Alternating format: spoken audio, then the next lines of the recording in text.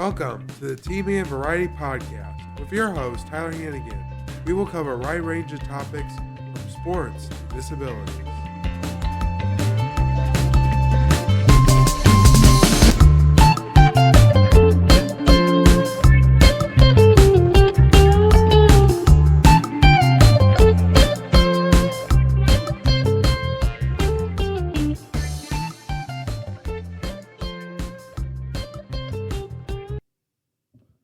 Hello, and welcome to the T-Man Variety Podcast. I am here with a returning guest, Sam Malik. How are you today, Sam? I'm well for a Monday, and it's a great privilege to be here with you again. It is, certainly. So today's going to be like a little bit of a kind of a reintroduction of ourselves. So, Sam, if you want to start introducing yourself. Well, my name is Sam, and people that know me better know me as a man that ran more than coffee on Manchester Road. That was an all-volunteer coffee shop for special need young men and women that we ran for a multitude of years. Also, I was born with cerebral palsy. Been married 37 years to my wonderful wife of Lois. She has put up with this unbearable human being for that many years. I have two children. My oldest boy is Tyler. My youngest boy is Stephen. And I also have two grandchildren. My youngest grandchild is Ezra William. And my oldest granddaughter is Maya Grace. We call her Mai. And I've overcome 31 operations, born with cerebral palsy in Cairo, Egypt. So I am not a stranger to adversity, but by the grace of God and all his kindness and goodness, I've had the privilege of being able to overcome those adversities in life and moving forward. Very good. So I'm going to tell a little bit about myself as well. So my name is Tyler Hannigan. A fun fact about me is I'm adopted. So I was adopted through an agency here in St. Louis called Our Little Haven. My mom that adopted me was started as a foster parent, but then she adopted me, and it's been a wonderful blessing. Some more about me. I'm on the spectrum. So some of the things I struggled early on in life was fine motor skills, which more specifically was like handwriting, and then even in speech and language, like I had trouble enunciating certain words. So early on in school, in like pre-K and all the way to kindergarten, even through elementary school and some parts of middle school, I had speech and language therapy. And what they basically did is they really worked on my speech and language and like helping me enunciate some words. So I do a lot better with that now. Hey, Tyler, when you were that young, did you like going to school or did you not like going to school? So making friends I liked, even though it was kind of tough. The parts I didn't like was, so they do the fire drills. And another thing I do struggle with, even some still today, but not as much, is a lot of sensory stuff. So the loud noises of the fire drills, that would just drive me crazy. And there would be days I didn't want to go to school because of that. But over time, like I think it was like in high school, it didn't bother me anymore. So I think, it's just I had to learn how to adapt and overcome that. But it took a while. Another thing about me is, like in elementary school, I had walking down the stairs was a struggle because I'd walk down 2 feet at a time, and they wanted me to do 1 foot at a time. But I eventually have that down too. So I think those was always a struggle. And my handwriting's always been a struggle. I don't have the best handwriting. So with my fine motor skills. So I had that makes two of us. I hate to write. So especially like in my so I had something that was called an IEP. To be more specific, that IEP stands for Individualized Education Plan. So what that basically is in a nutshell is it tells a bio about me and my areas of struggle and what goals I have to accomplish, and it has any reasonable accommodations I may need to help me get through school. So like in high school, I had a computer to type on because, like I said, my handwriting is for caca. So I had that for handwriting. Another thing is like the test in a separate room because another thing about my sensory is I get distracted really easy. So for me, it was very important that I took a test in a separate room so I didn't have no distractions. So that really helped. And sometimes in high school, I would have a teacher assistant who was like a scribe, and that I would dictate my answers to that person for my tests. So that was another way around my handwriting. So, so your school, can I ask the name of the school that you went? Because it seems like they were very accommodating to your needs and what you needed to help you flourish and accomplish the purpose and plan for your life that God had in place for you. Yeah, so the first school I went to was called Claymont Elementary. And then once I was done with Claymont, I went to Parkway West Middle and then finally Parkway West High School. So those were the schools I went to. And yeah, Parkway School District is in here in St. Louis, Missouri, is like rated as one of the best school districts in Missouri for a reason. It's because I think they're very accommodating and they're very most for the most part very reasonable to work with. And I had the privilege of having for the most part very good teachers that cared about me and wanted to see me succeed. Sometimes being Tyler's life coach or mentor, sometimes we have to ask him to make a hard choice, getting out of his comfort zone or trying something different.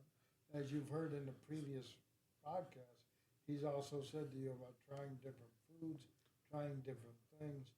But once he tries them and he knows that he can accomplish them, like he's doing a great job with his podcast.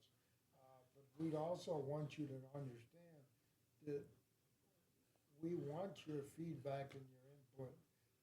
I am trying, if you guys out there can help me motivate Tyler to put his picture up on the podcast instead of a blank white screen so you can put a name to the face and see that he is really a human being.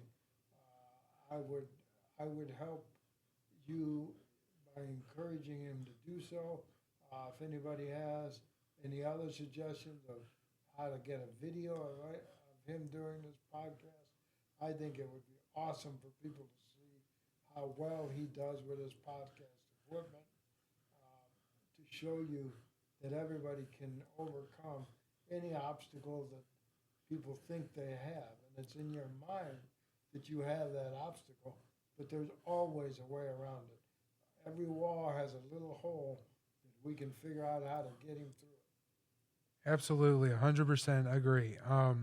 So another thing about me is, so I also participate in Special Olympics. So I do a wide variety of sports so I play soccer, volleyball.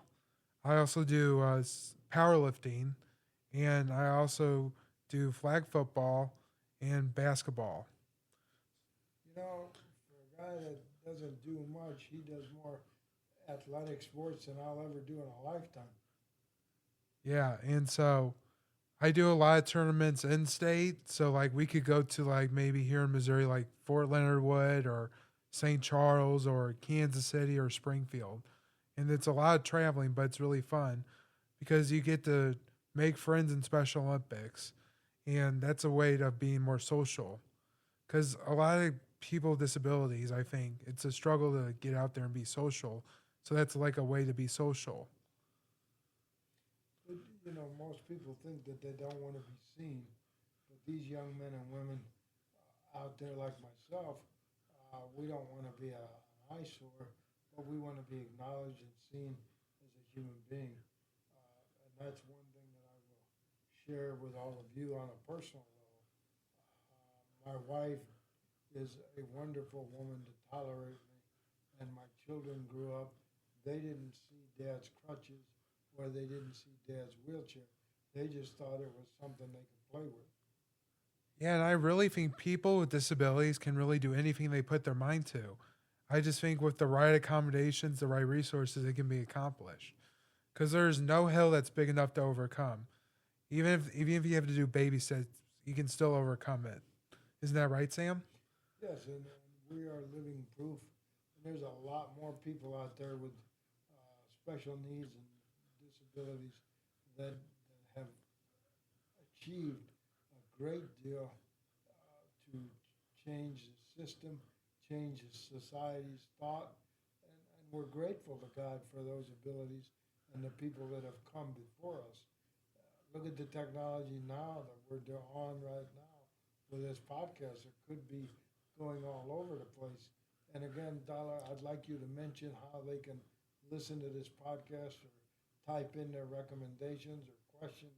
How do they do that, Dollar? So you can do that by going to my YouTube channel, which is Team Man Variety Podcast. And on the video specifically, there's a comment section. So you can post your comments, suggestions, whatever down there. And if I see them, I will read them. And if I don't know how to respond to one of them, I will relay to Sam. If he doesn't know how to answer one of them, he can find a connection to get the answer to that question. And as always, we are grateful to God for the opportunity to come out and speak to you about what we've learned, what we've accomplished, and the adaptations that we've done that we seem to have worked. Absolutely. So to continue about me, so I've also done various presentations to people with disabilities. Even the one thing I'm most proud of is I got to go to a conference about people with disabilities and teaching them their rights. Was down at Lake of the Ozarks, and I spoke in front of 200 people. Okay, 200 people. Imagine standing there in front of 200 people. Most people struggle with public speaking, but for me, public speaking is not really a struggle.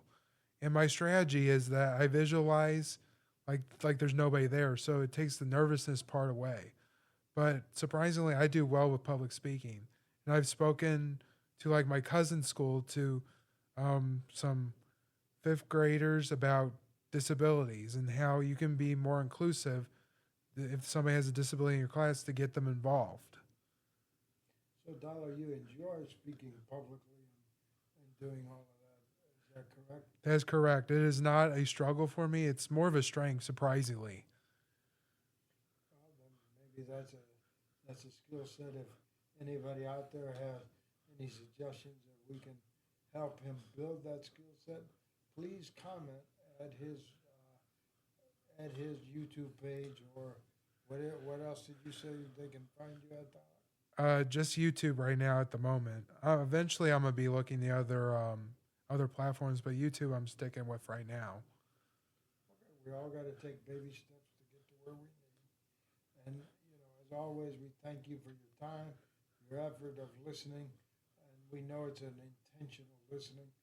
That a lot of people are buying for your time and effort, but hopefully we're helping someone out there. And by God's grace, we'll keep doing it. Again, the whole point of this podcast is to really, really kind of reach out, like Sam was saying. The mission of this podcast is to really help, parents, kids with disabilities, adults, young adults with disabilities, to help them, and tell them, yeah, there is stuff out there you can do and help them get those right resources. And so I think for us, this is a great privilege to do this because this podcast, I think if you would have told me years ago that I'd be able to do a podcast, I would say, are you crazy? But now I am doing podcasts now. So I think it's really cool that I get to do this. And we'll try to do this every week, but we're not making any promises. Because sometimes we have some technical difficulties, and some of us, mentioning no names, by the name of Tyler sitting next to me, is going to go on a vacation and leave me home. But don't worry, I'll be back from vacation and we'll resume these podcasts. So it's not going to be a long time. So that's the good news. So some other things we could talk about is like some things we could talk about is growing up for me, it was a real, like some things were a struggle. Like I also had therapy here at home, and Another thing that I struggle with in sports was when I play volleyball, I have trouble tracking the ball, like following it. That's something that's another struggle for me. But I've always used practice and really just helping me overcome that. Another thing is sometimes when I play basketball, sometimes I get nervous and I get in my own head sometimes. But Sam and I have been really working on, don't listen to that cassette tape. Or as I like to say, the movie monster. Don't replay that in your head over and over and over again. Because if you do that, then you're just going to get stuck in your head all the time. But if you learn to train your brain to really learn to overcome that, then you can do it. Isn't that right, Sam? Yeah, of course. And you have seen it yourself when we keep saying don't play that tape. But that's human nature to play that tape. But you can also play the tape of I can accomplish this, I can do this. You can always turn that tape back around the other way around. And I just tell you, you cannot accomplish anything unless you try. Sometimes failure will teach you more towards your success than your actual success. Absolutely. And to touch back to another topic, so school. So in high school, I had a really good resource teacher, and she actually won Teacher of the Year.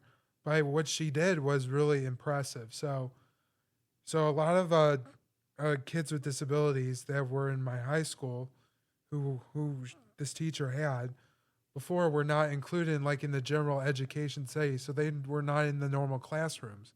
But this resource teacher I had really, really spoke up and said, hey, these kids are capable. They are capable of learning, and with the right resources, they need to learn in your classroom.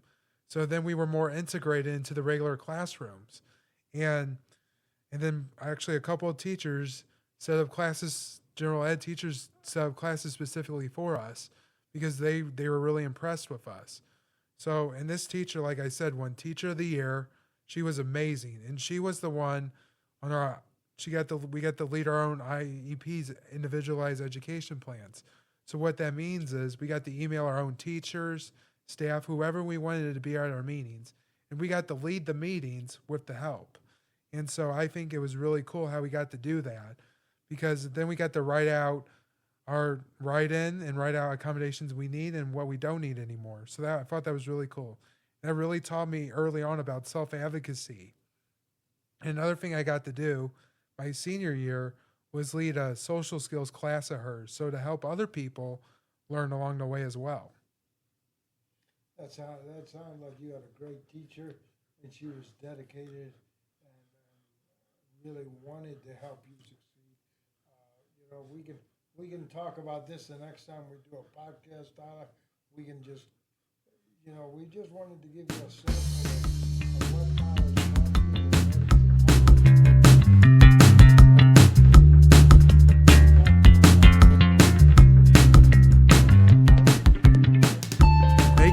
tuning in to the T-Man Variety Podcast. You can catch us on YouTube and iTunes.